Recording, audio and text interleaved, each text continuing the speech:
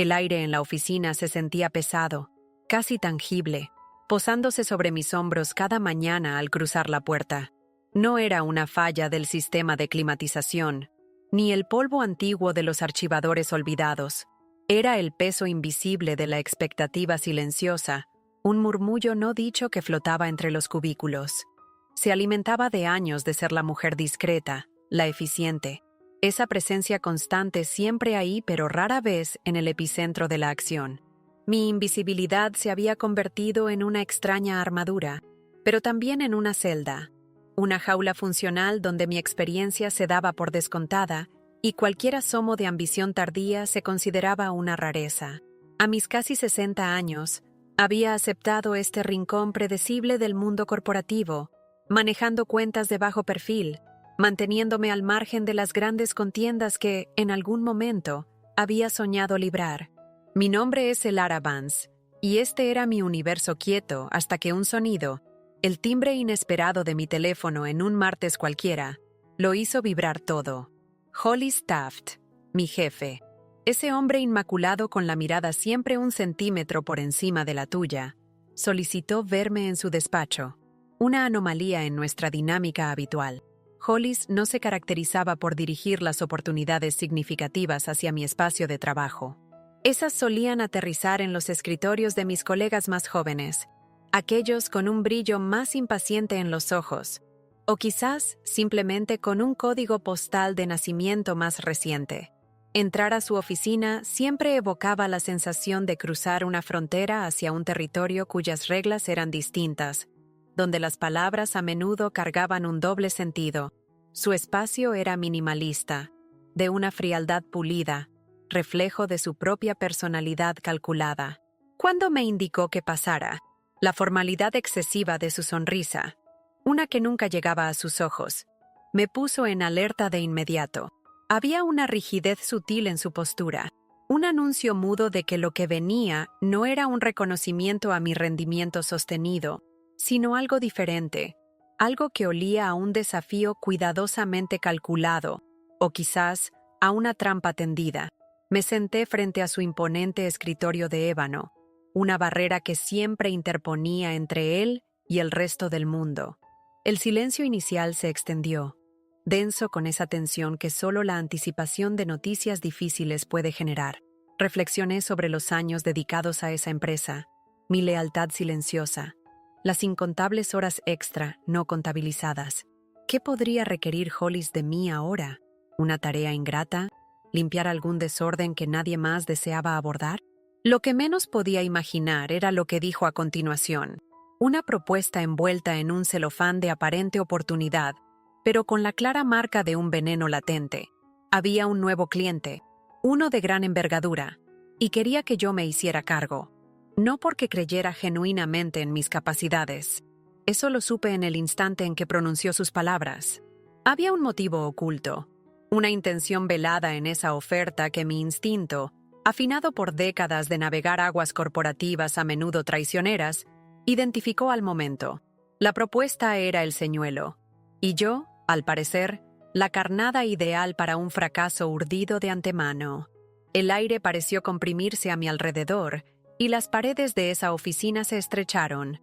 La propuesta de Hollis se percibía menos como una puerta abierta y más como una condena. Me habló de Silas Kincaid, el cliente en cuestión, un inversor cuasi legendario, famoso por su carácter complejo y por su historial de descartar consultores a la menor discrepancia. Nadie más se atrevió a tomarlo, Elara, mencionó Hollis con un tono que intentaba sonar compasivo. Pensé que, con tu meticulosidad, podría ser nuestra última esperanza, aunque, para ser sincero, no tengo grandes expectativas. El comentario, un dardo envuelto en un supuesto elogio a mi atención al detalle, cualidad que él siempre había equiparado con una falta de visión estratégica, acertó de lleno. Era el viejo patrón. Mis fortalezas reinterpretadas como limitaciones para justificar mi posición periférica. Un profundo malestar se instaló en mi pecho, esa sensación familiar de ser infravalorada, de que mis años de experiencia se consideraban un lastre en lugar de un activo valioso. Por un instante, Me pregunté si Hollis esperaba mi rechazo para tener otro pretexto para dejarme de lado. Pero la verdadera tensión no emanaba solo de sus palabras, sino de la implicación tácita. Elara Vance, la gestora de cuentas sin brillo, recibiendo al cliente que nadie había conseguido retener. El mensaje era nítido. Si fallaba, la responsabilidad sería únicamente mía, confirmando, a su juicio, mi incapacidad para operar en las ligas mayores. Si, por un giro inesperado, lograba algún éxito modesto, sería minimizado. Era un juego diseñado para mi derrota. Observé sus ojos carentes de emoción mientras detallaba el caso de Silas Kincaid.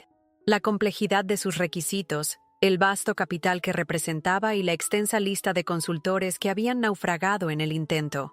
Experimenté una mezcla de pánico y una rabia fría, esa que pocas veces me permitía sentir. ¿Cuántas veces más tendría que validar mi valía? ¿Cuántos hombres como Hollis Taft intentarían pisotear mi trayectoria para sentirse superiores?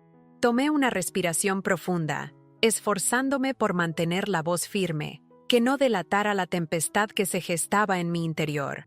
Aceptar esta tarea conllevaba un riesgo considerable, no solo a nivel profesional, sino también personal.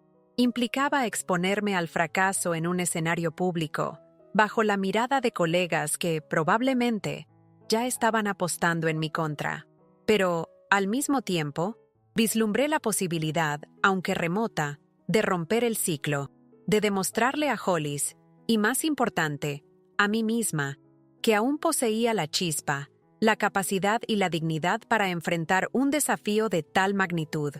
El malestar emocional se transformó en una determinación silenciosa, un compromiso conmigo misma. Acepté la tarea, con una formalidad que se equiparaba a la suya, pero con una intención radicalmente distinta a la que él imaginaba. Mientras asentía, mis pensamientos ya estaban en Silas Kincaid y en cómo desentrañar la compleja red que se me presentaba. Elara Vance.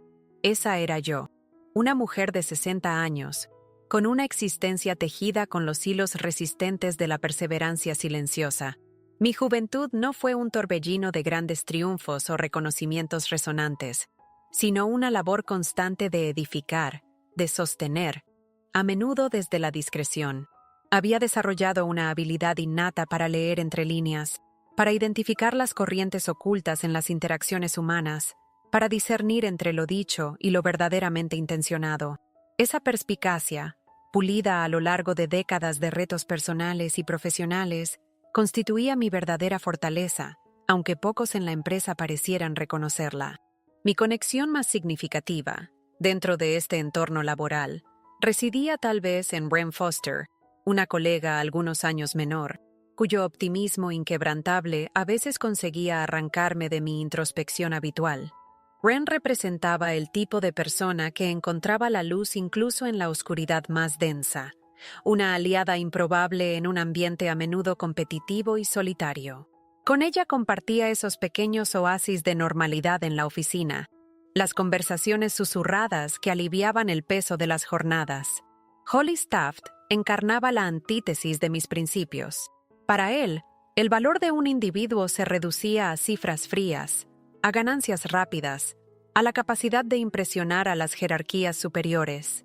No había espacio para la empatía, para una lealtad genuina o para el reconocimiento del esfuerzo que se despliega en silencio. Nuestras interacciones eran puramente transaccionales, una dinámica de poder desigual donde él siempre buscaba reafirmar su control absoluto. Su llegada a la jefatura, 3 años atrás, había marcado un punto de inflexión en mi trayectoria. De ser una pieza valorada, pasé a ser percibida como un vestigio del pasado, algo a tolerar hasta que pudiera ser reemplazado. Comprendía que su menosprecio no era personal en un sentido íntimo, sino una manifestación de sus propias inseguridades y su necesidad de dominio. Aún así, la constante desvalorización calaba hondo, erosionando lentamente la confianza construida con tanto esfuerzo. Silas Kincaid, el hombre en el centro de esta nueva y compleja situación, era una figura casi legendaria en el ámbito financiero. Había escuchado relatos sobre su genialidad, su vasta fortuna y su temperamento volátil. Representaba un desafío que, en otras circunstancias, habría acogido con genuino entusiasmo. Ahora, con el telón de fondo de las intenciones de Hollis, se convertía en un campo minado. Mi conexión con Silas era inexistente al inicio. Era simplemente un nombre en un expediente, un problema que se me había endosado. Pero intuía que la clave para sortear esta situación, y quizás prosperar en ella, sería comprenderlo, conectar con él en un nivel que sus consultores anteriores, quizás demasiado enfocados en los números, no habían logrado. La irrupción de estos personajes en mi órbita no fue casual. Fue un cruce de caminos dictado por la manipulación de Hollis, y mi respuesta a este encuentro determinaría el curso de mi futuro. El desequilibrio de la situación se hizo palpable casi de inmediato. Hollis me asignó el caso Kincaid, sin proporcionarme acceso a los informes completos de los intentos fallidos anteriores, solo resúmenes superficiales y selectivos. Cuando solicité detalles más profundos, me ofreció excusas vagas sobre la confidencialidad y la necesidad de abordar al cliente con una perspectiva completamente nueva, lo cual traduje como: no quiero que sepas cuán estrepitosamente han fallado otros, ni por qué. Era una forma sutil de limitar mis recursos, de asegurar que comenzara mi labor en desventaja. La manipulación no se manifestaba como un ataque directo, sino como un cerco progresivo, privándome de la información esencial, creando un aislamiento tácito alrededor del proyecto. Sentía la presión, no solo derivada del desafío en sí, sino de la conciencia constante de que cada movimiento que hiciera estaba siendo observado con lupa, a la espera del tropiezo. Era como caminar sobre un alambre, consciente de que alguien, abajo, aguardaba para sacudirlo. El primer vistazo al expediente de Silas Kincaid confirmó mis sospechas. Los resúmenes proporcionados por Hollis estaban incompletos de manera deliberada.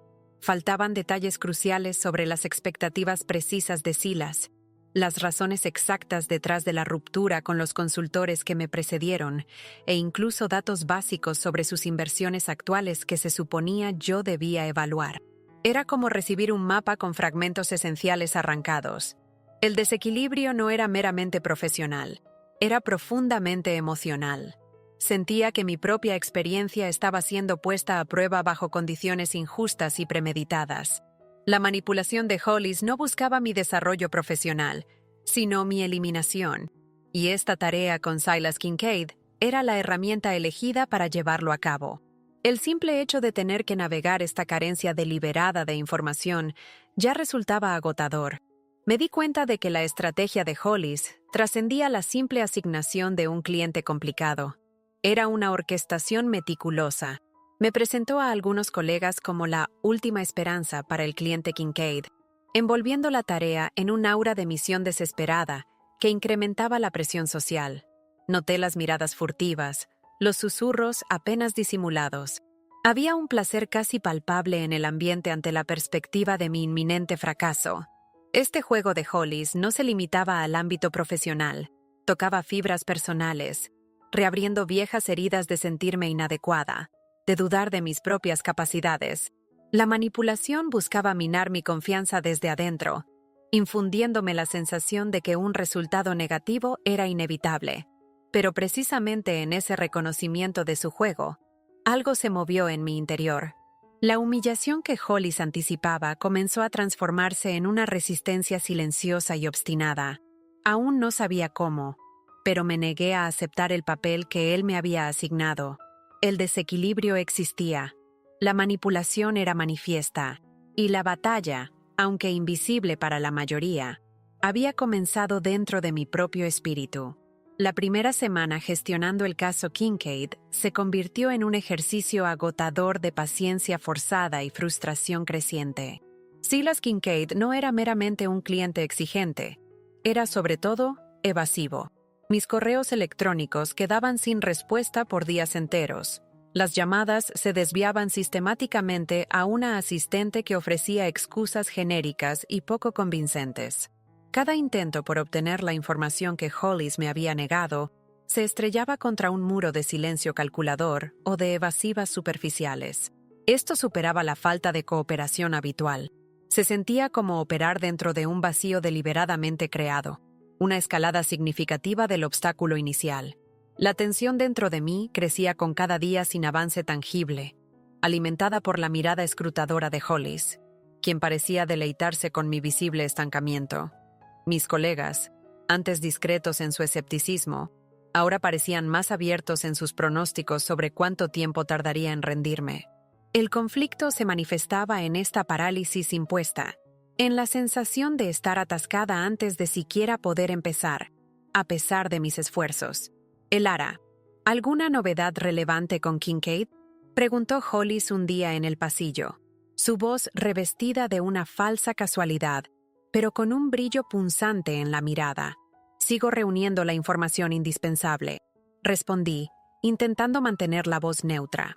Entiendo, musitó con un tono que resumaba condescendencia. Es un cliente notoriamente complejo. Requiere cierta audacia, quizás, algo que, con el debido respeto, a veces disminuye cuando uno se ha acomodado a la rutina. La frase, diseñada como un dardo preciso, dio en el blanco emocional. Me recordó los comentarios que me había dirigido a lo largo de los años, insinuando que era excesivamente prudente, demasiado metódica, carente de la innovación o la agresividad necesarias para los desafíos de alto nivel. Su manipulación no se limitaba a los recursos tangibles. Atacaba mi identidad profesional, intentando sembrar la duda sobre las cualidades que, paradójicamente, me habían sostenido a lo largo de mi carrera. La escalada del conflicto no era solo externa, lidiando con Silas y Hollis, sino también interna, una batalla por mi propia percepción de valor y capacidad. Me recluí en mi cubículo al regresar, sintiendo el peso de sus palabras como una carga física. ¿Tendría algo de razón? ¿Me había vuelto demasiado cautelosa con el tiempo? Las dudas representaban un terreno pantanoso, capaz de atraparme si no actuaba con cautela. Pero entonces, rememoré la razón fundamental por la que había aceptado el desafío. No por Hollis, sino por la chispa de rabia y determinación que había encendido en su despacho. No quería concederle la satisfacción de verme fracasar. La escalada de Hollis, su intento de minar mi espíritu y mi confianza, generó el efecto opuesto al deseado. Endureció mi voluntad. Decidí que si no podía obtener la información por los canales convencionales, encontraría rutas alternativas. La pasividad ya no era una opción viable. La primera fase del conflicto, caracterizada por el bloqueo y la duda, llegaba a su fin, cediendo paso a la necesidad imperiosa de una acción, aunque aún no tuviera claro cuál sería su naturaleza. Hollis Taft se consolidó sin ambigüedades como el antagonista principal en esta etapa de mi historia. Su rol trascendía el de un jefe simplemente exigente. Se manifestaba como el de un saboteador activo, el arquitecto meticuloso de mi potencial caída profesional. Cada interacción con él reafirmaba su intención deliberada de interponer obstáculos en mi camino. No se trataba de una simple falta de fe en mis habilidades. Se trataba de un deseo calculado de presenciar mi fracaso para consolidar su propia posición, o quizás para deshacerse de alguien a quien consideraba un estorbo costoso. Comprendí que la tarea con Silas Kincaid no era una excepción a su patrón de comportamiento. Representaba la culminación de años de pequeñas manipulaciones, de oportunidades desviadas, de mi trabajo siendo absorbido o minimizado por otros. Su verdadero obstáculo no era el cliente desafiante que me había asignado, sino su constante interferencia, su calculado desapoyo y el aura de expectación negativa que proyectaba sobre mi proyecto, impregnando el ambiente laboral. Su antagonismo se desplegaba a través de formas sutiles pero corrosivas, comentarios despectivos disfrazados de supuestos consejos, la omisión deliberada de mi nombre en comunicaciones cruciales relacionadas con el caso, y la forma en que parecía aparecer siempre que la frustración se hacía visible en mi semblante. Era un recordatorio constante de que estaba bajo vigilancia, y que mi fracaso era no solo anticipado, sino probablemente deseado. Su táctica buscaba desgastarme emocionalmente, infundirme la sensación de que enfrentaba esta batalla completamente sola y de que el desenlace negativo era inevitable. Me di cuenta de que, Para sobrevivir y quizás prosperar, no solo debía encontrar una forma de manejar la complejidad de Silas Kincaid, sino también de sortear el campo minado emocional y profesional que Hollis había dispuesto a mi alrededor.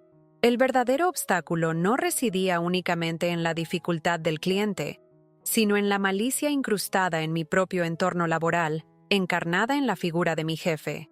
Elara, ¿aún sigues con eso? El señor Kincaid no es precisamente conocido por su paciencia. Me soltó un día, con una sonrisa forzada que no alcanzaba sus ojos. Había un tono de urgencia fabricada en su voz, diseñado evidentemente para incrementar mi nivel de estrés. Respondí con una monosílaba y desvié la mirada hacia mi pantalla, sintiendo el peso de su observación en mi espalda. Comprendí que su juego era tanto psicológico como profesional. Quería que el miedo a fallar me paralizara, que la presión me condujera a errores, pero cada uno de sus comentarios, cada una de sus maniobras, solo servía para solidificar mi determinación. Hollis representaba el muro que debía escalar, la dificultad que debía superar, no con fuerza bruta, sino con astucia y una perseverancia férrea.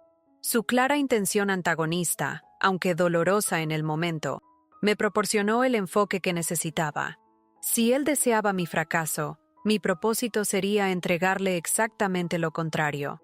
La batalla contra este obstáculo llamado Hollis Taft se había convertido en mi principal fuente de motivación. La presión, tanto emocional como profesional, se intensificaba con cada jornada que transcurría sin progreso tangible con Silas Kincaid. Dormía a duras penas. Mis pensamientos giraban incansablemente en torno al caso, a las posibles estrategias a seguir, a las barreras adicionales que Hollis parecía seguir levantando. Sentía el peso abrumador de las expectativas, no solo las de Hollis y mis colegas que observaban, sino, más importante, las propias, que eran las más rigurosas y exigentes. ¿Qué significado tendría un fracaso? ¿Confirmaría acaso todo lo que Hollis y otros parecían pensar de mí en silencio? ¿Implicaría que mi tiempo en el mundo corporativo llegaba a su fin, no en mis propios términos, sino dictado por la agenda de alguien que deseaba verme partir? Esta presión moral, la lucha interna por preservar mi dignidad y mi sentido de valía personal, resultaba más extenuante que las largas horas dedicadas al trabajo. Me asaltaba la duda de si no estaba siendo imprudente al persistir, si no sería más sensato simplemente aceptar una posible derrota y buscar un camino menos estresante, acorde a mi edad. La tentación de ceder, de renunciar, era poderosa. Una tarde, durante una conversación con Bren, permití que una parte de mi profunda frustración saliera a la luz. Ella me escuchó con paciente atención, sin ofrecer soluciones fáciles, solo brindando su presencia solidaria. ¿Sabes, Elara?, me dijo suavemente. He sido testigo de tu trabajo durante años. Tienes una habilidad excepcional para esto. Eres mucho mejor de lo que Hollis o cualquiera de ellos llega a comprender. No permitas que te arrebaten esa certeza. Sus palabras fueron un bálsamo inesperado, un recordatorio de que mi valor profesional y personal no dependía de la aprobación de Hollis ni del resultado incierto de un único caso, por crucial que éste se presentara. Sin embargo, la presión persistía, como una sombra constante. Sentía una profunda obligación moral de no solo demostrar mi competencia profesional, sino de defender mi derecho fundamental a ocupar ese espacio, a ser tratada con el respeto que merecía. Era una lucha por la dignidad en un entorno que se esforzaba por erosionarla sistemáticamente. La presión moral trascendía el caso Kincaid. Se trataba del principio inquebrantable de no permitir ser pisoteada, de no dejar que la manipulación de Hollis definiera el epílogo de mi trayectoria. Me debatía en una encrucijada entre la prudencia instintiva y la necesidad apremiante de actuar. Cada movimiento posible parecía cargado de riesgo. Acercarme precipitadamente a Silas Kincaid sin la información adecuada podría resultar contraproducente. Confrontar a Hollis abiertamente solo le proporcionaría más munición para sus planes. La presión, intensa y constante, me empujaba hacia un estado de casi parálisis. Recordé vívidamente momentos del pasado en los que había cedido a la presión externa, en los que había optado por el camino aparentemente más fácil o por el que otros esperaban de mí, y el amargo arrepentimiento que me había acompañado después. No deseaba repetir esa experiencia. Esta vez, la presión, aunque inmensa, debía ser un motor, no un freno. La lucha moral se intensificó en mi interior. ¿Sucumbir al miedo paralizante y a la manipulación orquestada? ¿O encontrar la fuerza latente para forjar mi propio camino, abriendo una brecha en esta oscuridad? La respuesta a este dilema, aunque intrínsecamente difícil, comenzaba a perfilarse con claridad dentro de mi ser. Busqué activamente encontrar un punto de equilibrio, una estrategia que me permitiera gestionar la situación con Silas Kincaid dentro de las marcadas limitaciones impuestas por Hollis. Me dediqué a buscar información por vías alternativas dentro de la estructura de la empresa, solicitando favores discretos a antiguos contactos en otros departamentos, intentando armar el rompecabezas complejo con las pocas piezas dispersas que lograba reunir. Era un intento consciente de crear un semblante de normalidad, de negar hasta cierto punto la cruda realidad de la manipulación en curso. Me repetía a mí misma, como un mantra, que si solo era lo suficientemente diligente, lo suficientemente perspicaz, podría superar los obstáculos erigidos por Hollis y finalmente ganarme la confianza de Silas. Era una forma de negación parcial de la verdadera naturaleza del juego al que estaba siendo sometida, una esperanza persistente de que el mérito profesional intrínseco prevalecería sobre la mezquindad personal de mi jefe. Deseaba creer con todas mis fuerzas que esto era simplemente un desafío profesional de gran envergadura, no una trampa minuciosamente diseñada para mi destrucción. Mis intentos por obtener información adicional, crucial para mi tarea, se encontraron con resistencias sutiles, pero implacablemente efectivas.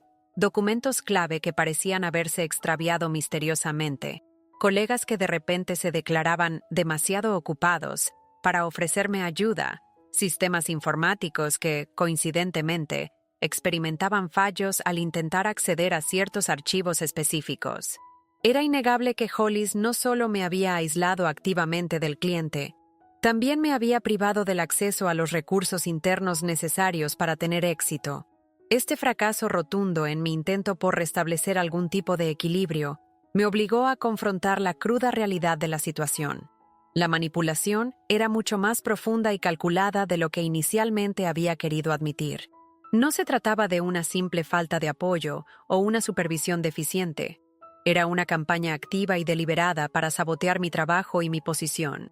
Mi esfuerzo por encontrar un camino intermedio, por jugar según reglas justas en un tablero descaradamente amañado, resultó ser inútil.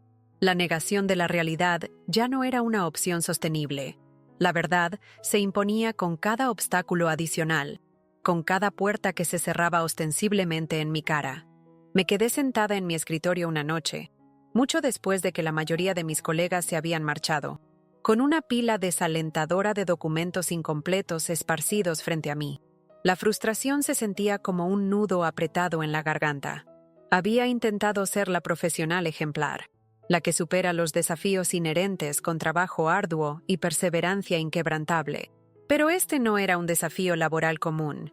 Era una batalla personal intrincadamente entrelazada con un caso de negocios. Mi intento de mantener un equilibrio, de fingir que esto era simplemente otro proyecto más en mi carrera, había sido, en retrospectiva, ingenuo. La realidad incuestionable era que mi puesto, mi reputación y mi dignidad profesional y personal estaban en juego. Y mi verdadero oponente no era el formidable Silas Kincaid, sino el hombre que ocupaba la oficina de la jefatura, Hollis Taft. Me di cuenta, con una claridad dolorosa, de que no podía seguir negando la magnitud y la seriedad de la situación. La lucha, aunque no necesariamente a través de una confrontación abierta y ruidosa, tendría que ser directa en su propósito. La comprensión de esta dura realidad, por dolorosa que fuera, me liberó de la ilusión del equilibrio y me preparó, aunque aún no lo comprendiera plenamente, para buscar un camino radicalmente diferente, un camino que se alejaba por completo del que Hollis había trazado para mí. El descubrimiento, tan impactante como inesperado, llegó de la forma más insospechada, no a través de la revisión de archivos polvorientos o la lectura de correos electrónicos crípticos, sino en medio de una conversación casual y distendida con Bren. Compartíamos un almuerzo ligero en un pequeño café cercano a la oficina, un respiro momentáneo de la atmósfera cargada y opresiva del trabajo. Le confié mi creciente frustración con el caso Kincaid, la desesperante falta de información, la sensación constante de moverme en arenas movedizas sin puntos de apoyo firmes. Bren me escuchó con su habitual paciencia y atención genuina. Luego, con una ligera vacilación en la voz, compartió algo que había oído. ¿Sabes, Elara? Comenzó.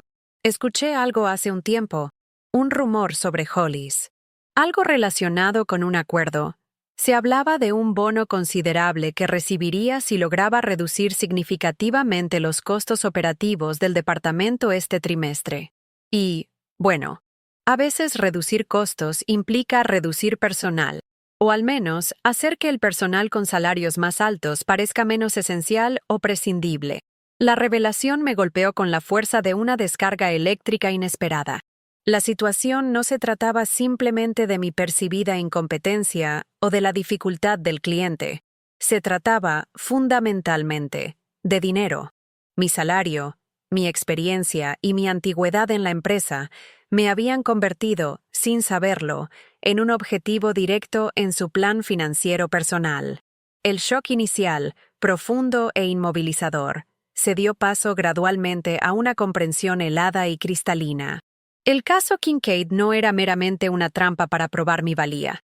Era un pretexto cuidadosamente fabricado. Si yo fracasaba en la gestión de este cliente clave, Hollis tendría una justificación irrefutable para despedirme, o, como mínimo, para forzarme a aceptar un paquete de salida con condiciones mínimas. Sí, además, Silas Kincaid representaba una inversión potencial de gran magnitud para la empresa. Mi fracaso no solo me descalificaría a mí, sino que probablemente alejaría al inversor, añadiendo otra capa a la crisis de la que él podría culparme, reforzando su argumento. De repente, todas las piezas dispersas del rompecabezas encajaron con una precisión aterradora. La deliberada falta de recursos a mi disposición, la presión constante e incesante, los comentarios socavantes y sutilmente despectivos. No era una simple manifestación de mezquindad profesional, era una estrategia financiera fría, calculada y despiadada, donde yo era vista como una pieza desechable en su ambicioso plan de bonificación. La revelación resultó impactante no solo por su cinismo implacable, sino porque explicaba la intensidad y la persistencia de su antagonismo hacia mí. Yo no era un simple inconveniente. Me había convertido en un obstáculo activo para su enriquecimiento personal. Esta comprensión transformó el conflicto de una lucha, aunque dolorosa, por la dignidad profesional, a una batalla mucho más dura y arriesgada por mi propia supervivencia económica y la búsqueda de una justicia largamente postergada. Sentí una mezcla compleja de rabia justificada, hirviente bajo la superficie, y una extraña sensación de claridad repentina. La manipulación orquestada por Hollis ya no era un misterio vago o una intuición incómoda. Ahora tenía un precio definido, un objetivo financiero concreto. Esto no mitigaba el dolor profundo de sentirme utilizada de esta manera, pero recontextualizaba la situación por completo. Ya no era simplemente Elara Vance, la mujer subestimada y marginada en la empresa, sino Elara Vance, un obstáculo directo y significativo en el camino de un hombre ambicioso, sin escrúpulos y dispuesto a todo por su propio beneficio. La revelación de la verdadera motivación detrás de las acciones de Hollis, su plan para utilizar mi previsible fracaso como una palanca directa para su propio beneficio económico, se convirtió en el punto de inflexión definitivo. Ya no podía permitirme negar la gravedad intrínseca de la situación, ni la intención real y malevolente detrás de las acciones de mi jefe. Este descubrimiento impactante no resolvió nada en el instante, pero me proporcionó el conocimiento esencial que necesitaba para pasar de una postura defensiva a una ofensiva calculada, para dejar de reaccionar simplemente a sus movimientos y comenzar a planificar los míos con determinación. El tablero de juego había cambiado de manera radical y completa, y ahora, al menos, Conocía las verdaderas apuestas en juego.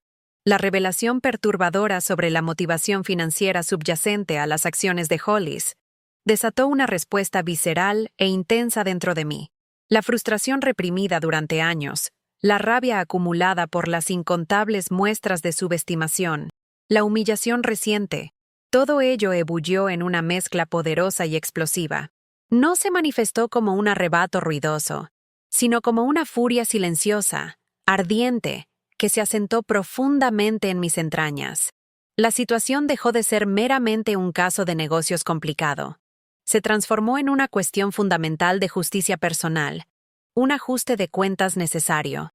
Mi primera reacción, impulsada por esta intensidad emocional desbordante, fue una necesidad abrumadora e irrefrenable de recuperar el control absoluto, de dejar de ser pasivamente la víctima en el perverso juego de Hollis. Sentí la urgencia de emprender una acción drástica, algo que demostrara, de manera inequívoca, que no iba a seguir siendo un peón prescindible en su tablero. Esta acción, aunque impulsiva, se materializó en una decisión repentina y audaz respecto a cómo abordar la situación con Silas Kincaid. Por un instante, dejé de lado las reglas no escritas, los protocolos corporativos cautelosos que siempre había respetado. Si Hollis estaba empeñado en sabotearme limitando drásticamente mi acceso a la información vital, yo iría directamente a la fuente misma. Esa misma tarde, en lugar de regresar a la familiaridad de mi cubículo, recogí mis pertenencias con determinación y me dirigí, sin dudar, a la dirección de las oficinas de Silas Kincaid que había anotado del expediente inicial. No tenía una cita previa, ni un plan de acción meticulosamente elaborado. Solo me guiaba la determinación cruda nacida de la rabia contenida y la necesidad imperiosa de recuperar el control de mi propia narrativa. Era, sin duda, una acción impulsiva, una desviación marcada de mi naturaleza usualmente metódica y prudente, pero en ese momento se sentía terriblemente correcta y necesaria. Sentía la necesidad vital de romper el ciclo de pasividad, de demostrarme a mí misma que podía ser audaz y proactiva cuando la situación lo exigía con urgencia, que la constante manipulación de Hollis no me había vuelto cobarde o inerte. El camino dictado por mi reacción intensa me llevó, de forma inesperada pero decidida, directamente a la puerta del hombre que representaba el epicentro de mi desafío profesional actual. Llegar a las imponentes oficinas de Kincaid Investments, situadas en el corazón palpitante del distrito financiero, sin haber anunciado mi llegada, se sintió comparable a dar un salto audaz al vacío. La opulencia palpable del edificio, el aire de eficiencia fría y pulida en la recepción, todo hablaba de un mundo donde solo los resultados tangibles y cuantificables importaban. Sentí un nudo de nervios y anticipación en el estómago, una mezcla vibrante de miedo justificado y una extraña excitación ante lo desconocido. La recepcionista me observó con una ceja arqueada cuando expuse concisamente mi situación. Me informó, de manera amable pero con una firmeza innegable, que el señor Kincaid no recibía a nadie sin una cita previamente concertada. Por un instante fugaz, la vieja inseguridad, esa compañera persistente, amenazó con paralizarme por completo. Pero la intensidad de mi reacción, la furia justa que aún bullía bajo la superficie de mi piel, me proporcionó la fuerza necesaria para persistir. No me marcharía de allí sin al menos haberlo intentado con todas mis fuerzas. Esta acción, nacida de un impulso inesperado, este acto de audacia que desafiaba mi propia cautela, se convirtió en el primer paso concreto para tomar las riendas de mi propio destino, en el complejo y adverso tablero de juego que se me había presentado. Mi aparición audaz, aunque indudablemente impulsiva, en las oficinas de Kincaid Investment, no resultó en un encuentro inmediato, cara a cara con Silas Kincaid. La recepcionista se mantuvo inquebrantable en su protocolo. Sin embargo, mi persistencia silenciosa, mi firme negativa a marcharme y la explicación concisa y directa de mi predicamento: soy Elara Vance de Ascent Tower, la persona responsable de su cuenta, y necesito acceder a información crucial para poder brindarle el servicio adecuado, pero me han interpuesto obstáculos significativos.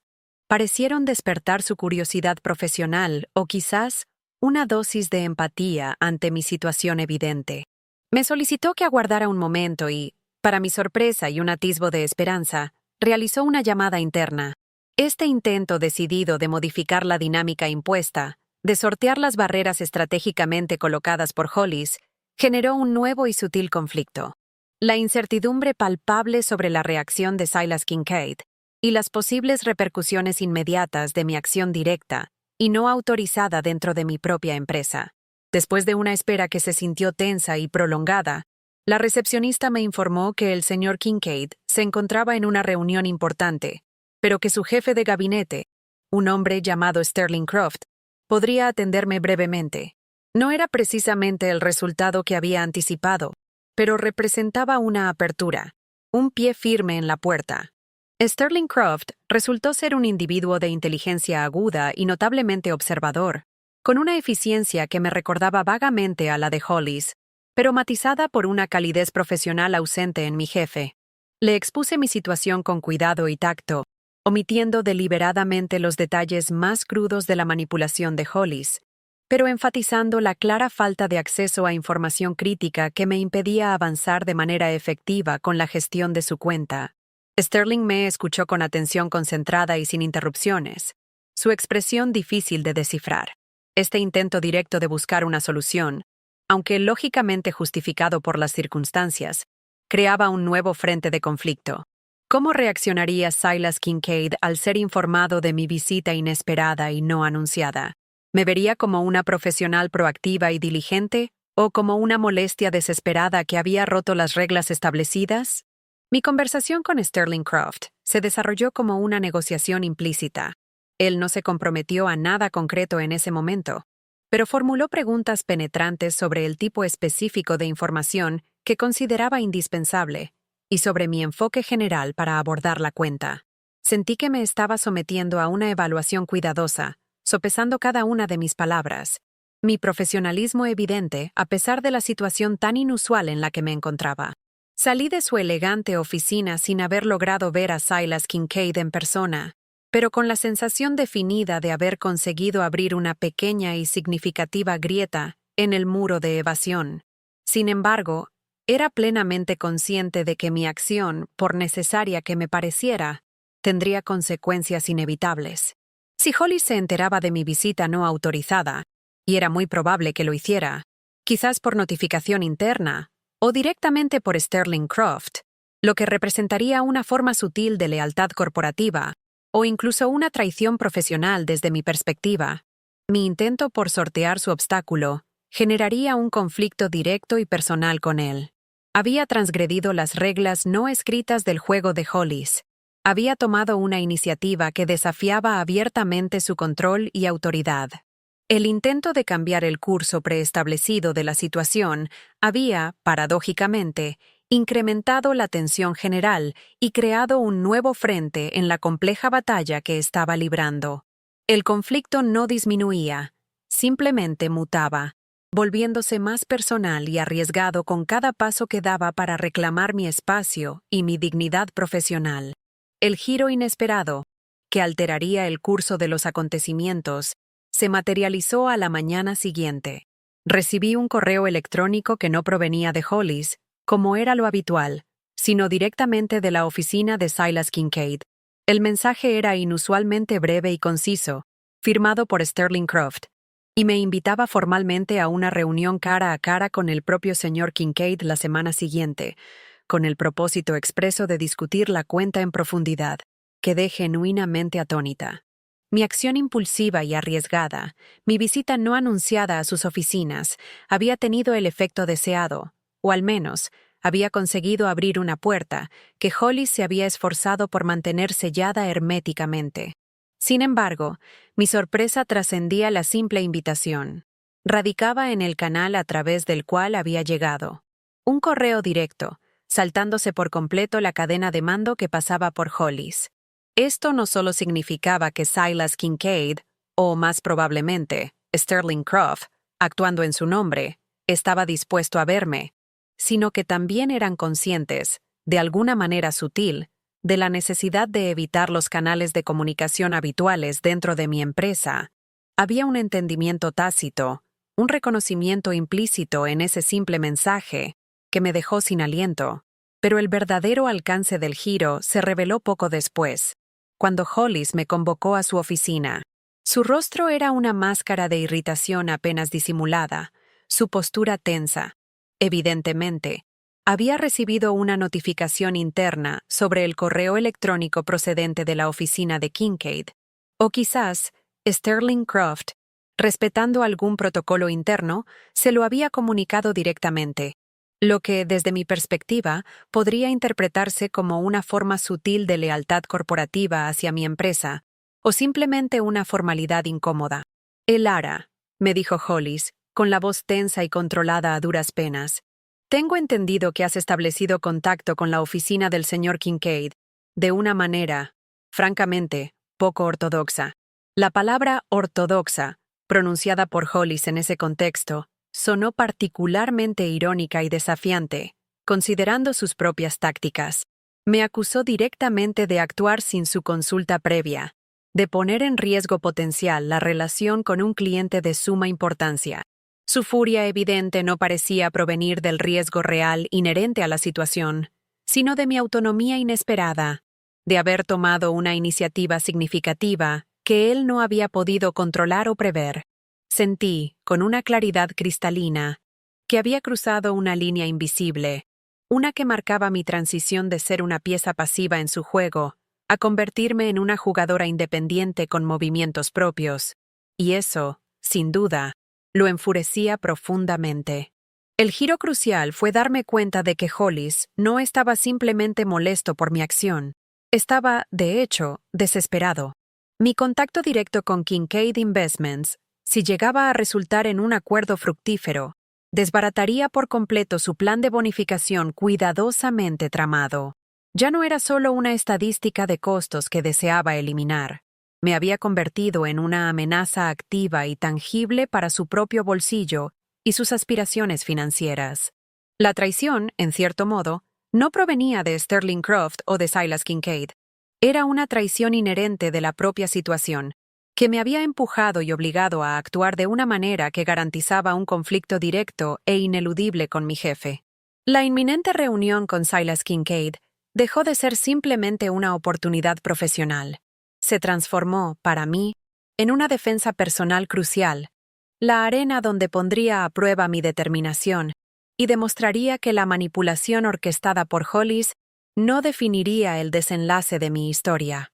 El giro inesperado fue darme cuenta, con una claridad dolorosa, de que mi mayor obstáculo real no era el cliente de reputación difícil, sino el hombre que, paradójicamente, supuestamente debía apoyarme y guiarme, y que mi supervivencia profesional y personal dependía, en gran medida, de superarlo a él. El conflicto, lejos de disminuir, había escalado a un nivel mucho más peligroso, complejo y profundamente personal. Tras el tenso e incómodo encuentro con Hollis y la invitación, tan inesperada como bienvenida, de Silas Kincaid, me encontré ante una decisión crucial, un verdadero cruce de caminos.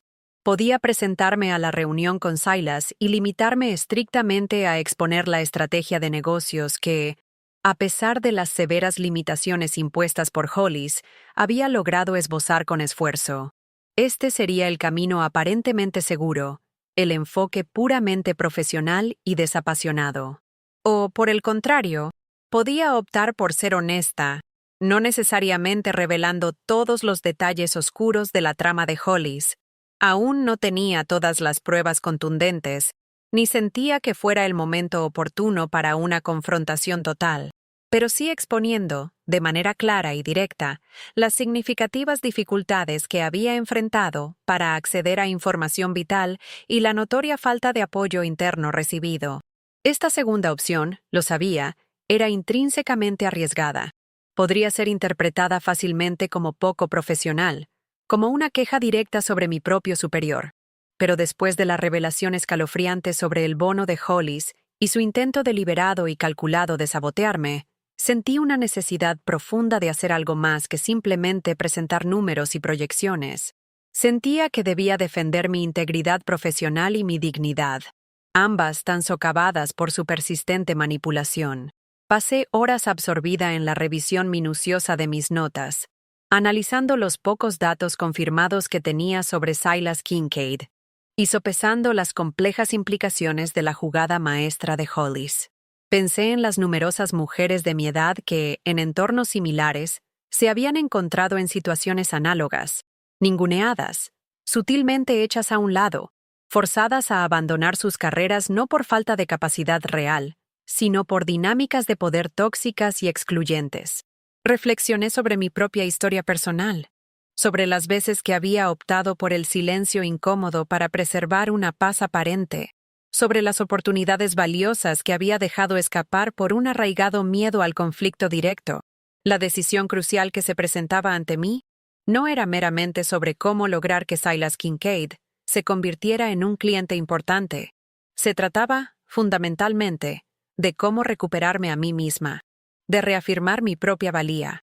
Decidí, con una determinación nacida de la adversidad, que no seguiría jugando según las reglas amañadas y desleales de Hollis. Presentaría un plan de negocios sólido y bien fundamentado a Silas, por supuesto, demostrando mi capacidad técnica, pero también le transmitiría de una forma sutil pero inconfundible la calidad real del apoyo que había recibido de mi empresa, o, para ser más precisa, la notoria ausencia de él.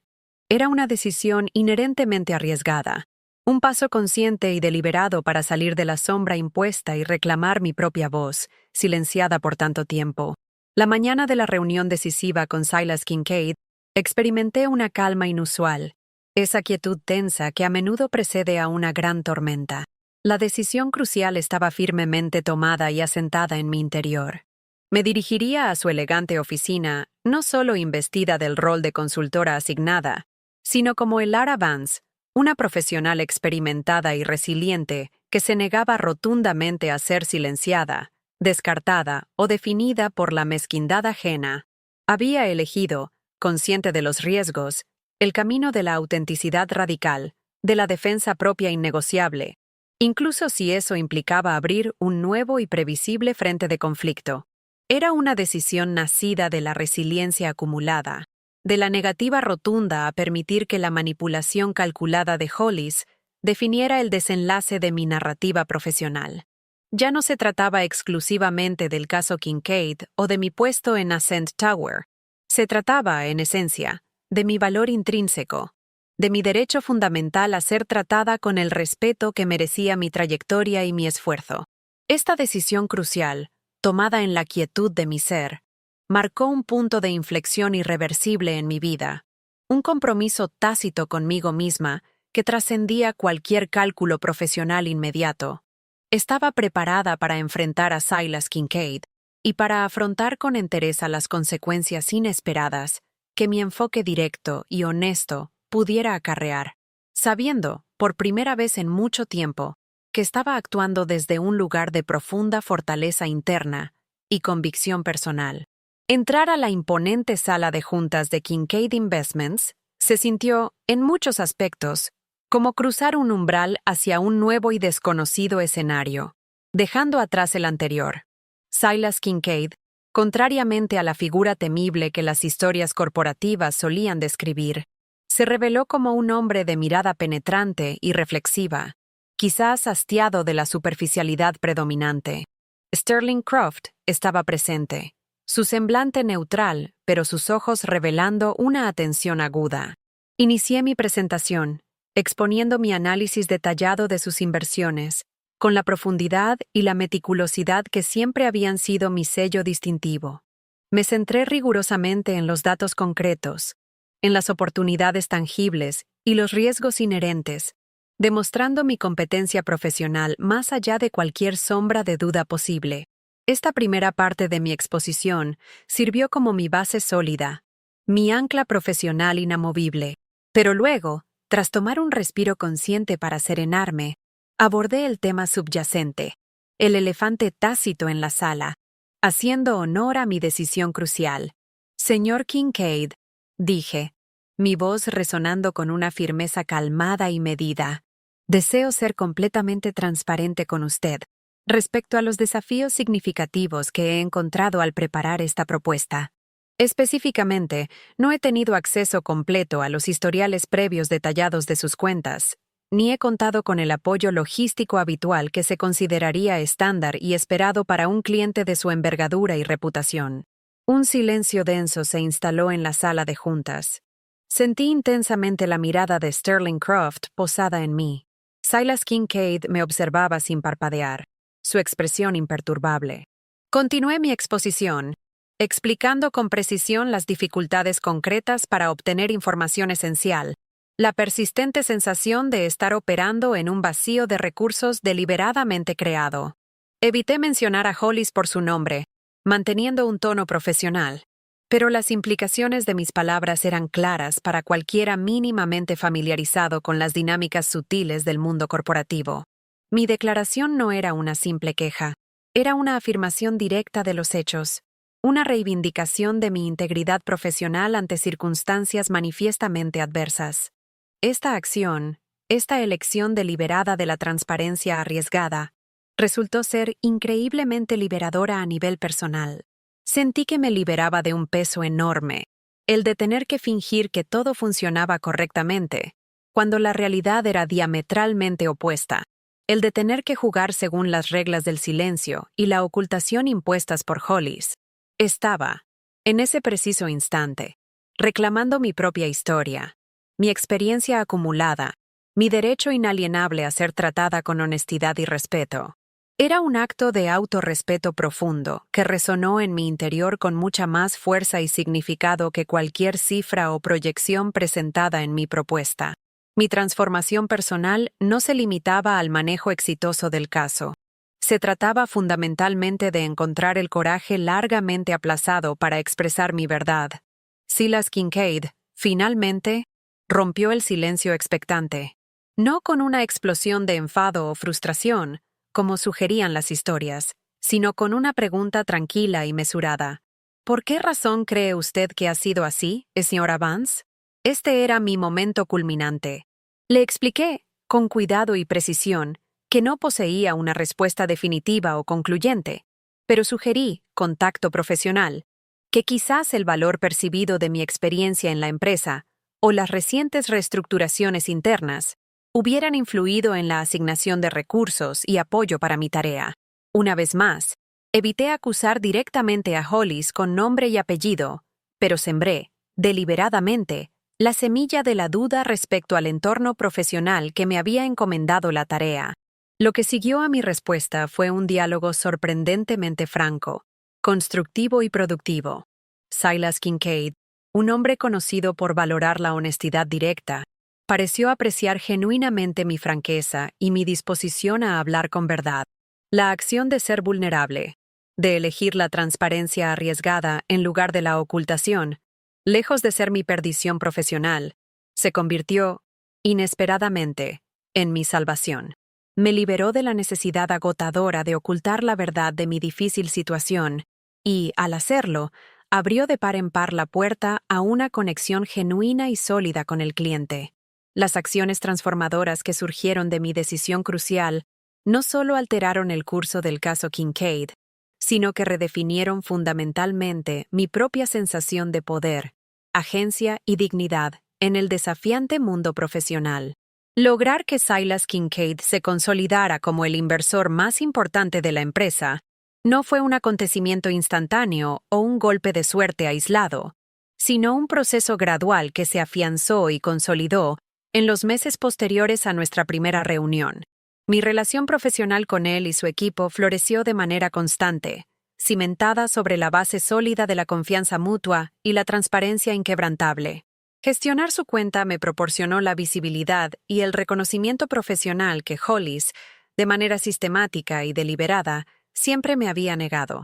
Colegas que antes me observaban con un velado escepticismo, o incluso con compasión por mi supuesta inminente caída, ahora mostraban un respeto genuino, e incluso, en algunos casos, una sincera admiración por mi logro.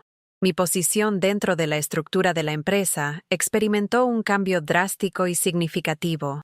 Ya no era la mujer relegada a la sombra, casi invisible, sino una pieza clave, una profesional cuyo valor y contribución ya no podían ser, bajo ninguna circunstancia, subestimados o ignorados.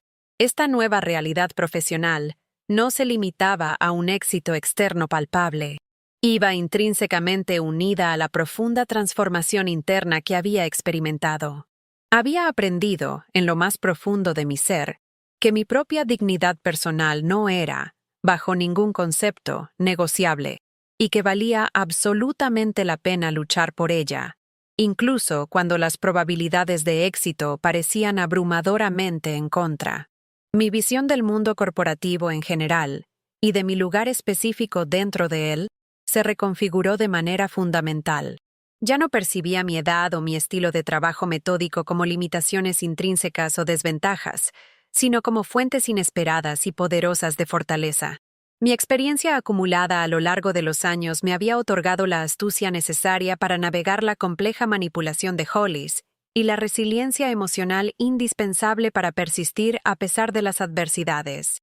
Comprendí, con una claridad renovada, que el verdadero poder no residía en un título ostentoso o en una posición jerárquica elevada, sino en la integridad personal y en la capacidad invaluable de forjar conexiones humanas genuinas, incluso y especialmente en los entornos profesionales más cínicos y competitivos.